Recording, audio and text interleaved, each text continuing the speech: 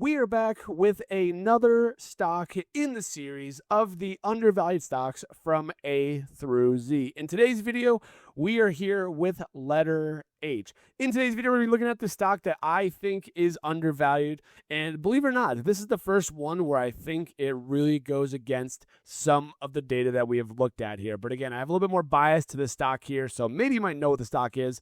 Letter H. In today's video, we're going to break it down. So if you're excited for today's video, as always, make sure you like the video, subscribe to the channel, and turn on those bell notifications for all future uploads. And as you will see, we are on the TraderDaddy software. If you'd like access to this software for $1 for the first month, link down below in the description. Get it for $1 for the first month. Again, I am a paid affiliate of this platform, but this platform does have it all. It's got options trading, it's got long-term investing, it's got cash credit puts, it's got leap options, it's got earnings data.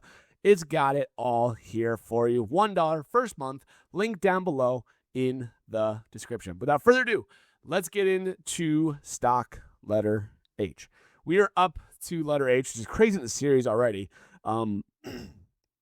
Excuse me. And the recordings have been a little bit all over the place because, we're getting back to school relatively soon. So the uploading isn't always going to be as consistent now. Summer is going to be over. We're back full grind. It's going to be a busy year for me, I know, with the education and teaching and all that kind of stuff there. So bear with me on this one. And again, letter H, this was a stock I also bought, not live on the camera, on the video, excuse me. I bought it while I was out, and now we're going to recap it and show the portfolio for A through H at the end of this video. So you want to see where all the allocations are from A to H, make sure you stay tuned for the entire video. But here is the TraderDaddy software, and again, in case you're not familiar with it, they do a long-term section in the research section over here, and what it does, it looks at profitability, growth, valuation, dividend payouts, all those things. It gives you the score from 0 to 100, okay? And talks about valuations. I also do my own balance sheet, as you'll see up top over here, which is an intrinsic value one, based on their earnings and their forward projections and all that kind of stuff that we're looking at, where the valuation of the stock is going to be. And like I said, this stock, believe it or not, is one that goes against my spreadsheet. You're going to see that, but I have a little more of a bias to it. Believe it or not, the stock that we're looking at, is it HPE? No. Oh, is it HPQ? No. I don't really know a lot of, honestly, the H stocks as much. But believe it or not, the stock that we're looking at that is an H is Robinhood. Now, yes, I'm a little bit biased because, yes, I did go to their event back in, I think it was April. I'm trying to remember now. I was invited to the one in September, but I can't go. It's the middle of the school year, and it's a 2-day event, and I would love to go, but I can't go, unfortunately. So Robinhood, please keep inviting me, though, because I love the invites. And I would usually try to make it work if it was like a 1-day thing somewhere close to here. It is not. It is far away. It's a 2-day event. Robinhood, again, has a score of a 59, which means that, you're really looking at it in terms of it's not an ideal value long-term hold perspective. Take a look at Robinhood here. They don't have a dividend or anything, which, again, I don't really care as much about the dividend. It helps for some stocks, not all of them. But the profitability, the margins are great. 42% net margin is great. Operating margin, 46%. The return on assets is a little bit low at 4.6%. They don't get that huge of a return on their assets that they have. Return on equity, though, 22% is actually pretty good, I will say. The debt to equity is obviously one of those quote-unquote concerns, right? They have more debt than they have equity. But again, as a company like Robinhood that is continuing to grow and try to expand their company, you got to take on the debts to be able to expand higher, grow, develop new things, all those kind of things that we've seen there. You saw me investing in Dell, and Dell was 5 point something debt to equity or something like that. So, this one's not as high as, as bad as that one for Dell, for example.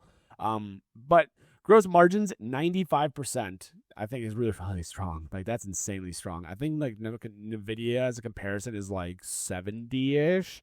So the gross margin at 95% for Robinhood is insane. The revenue growth at 38.3% year over year, insane. Earnings per share, 15%, still double digits, which again is very, very strong as well.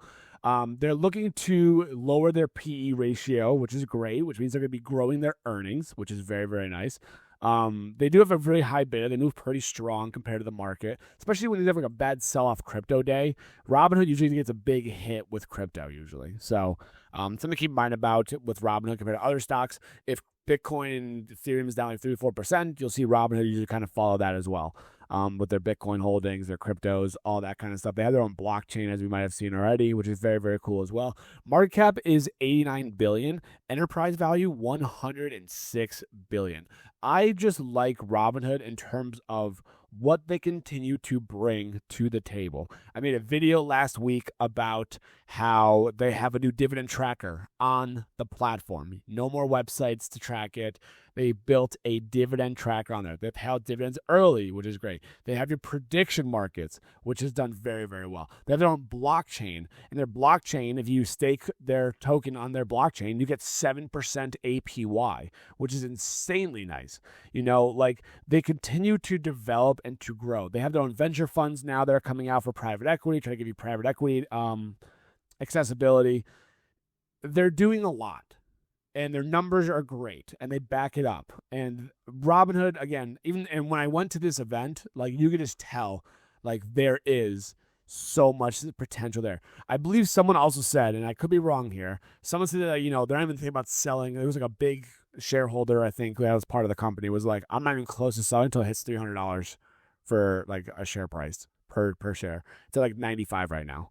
So you still this guy is so confident in Robinhood that he's looking at 3x still of their share price, which is insane. There's a lot of solid fundamentals there, and they get their signups. They continue to bring people over to get signups, to get those people into their market, right?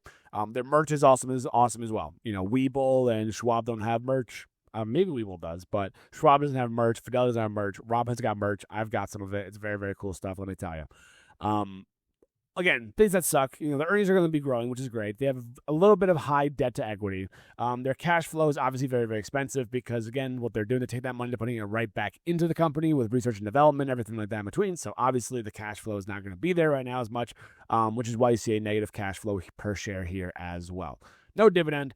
Gives it a score. Not really being shorted, which is great. We love to see that from Robinhood here. But again, it's still a very, very high PE ratio. The balance sheet, the debt to equity is a little bit, not ideal for that reason. But I like Robinhood, the stock. I like it. It was as high as 150, which I thought was a little bit overvalued for sure. Now it's back down to 90s. And I think there have been some recent upgrades of the stock from, major corporations that are upgrading their share price, their valuation, their analyst price target. And so I think there's going to be some more traction momentum for Robinhood. Only thing is, though, again, the numbers are not ideal. And you take a look at the balance sheet or take a look at the intrinsic value for V, it's just right across the board. Unfortunately, it is right across the board. And this is where I say, even though they're looking at growing their earnings, 18.61% over year, their forward earnings, $2.07, their PE ratios, it's probably because these are, it's trading at a very, very high PE right now of, 43 and 36 is the forward one. For their sector and for the financial services side of things, kind of like a SoFi, you're looking at about 14, 18, and 24, which means that, again, it's trading at such a high valuation that's why we're seeing the red across the board here. These PEs that line up for their sector and what they should be about is a lot lower than what it's currently trading at, which is why you see a bunch of red across the board. If these were higher up in PEs, I could promise you, then this would definitely be a whole different situation. But it's really not, and that's okay. At the end of the day, it is what it is for Robinhood. Again, I'm biased towards it, but I like what they're doing. I love what they're doing, and if it sells off more, I'll probably pick up some in my main account, but this is now more like my side account for this reason here.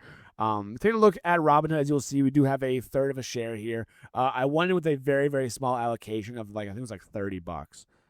Again, the conviction is not as high as an Adobe, as a Google, as a First Solar. The growth, the potential is not there as much with Robinhood right now. So I went with a small position for that reason. But you can see my nice little Fibonacci levels here. Even if it goes from, $96 so that I bought in right here, and it goes up to this 110 or 111 mark, I'm looking at a 15% ROI already, upside potential there. And if you continue to get that momentum, great. And if it comes back down, I see some really good support around the $85-ish mark, as we'll see right here, which is very, very nice to see.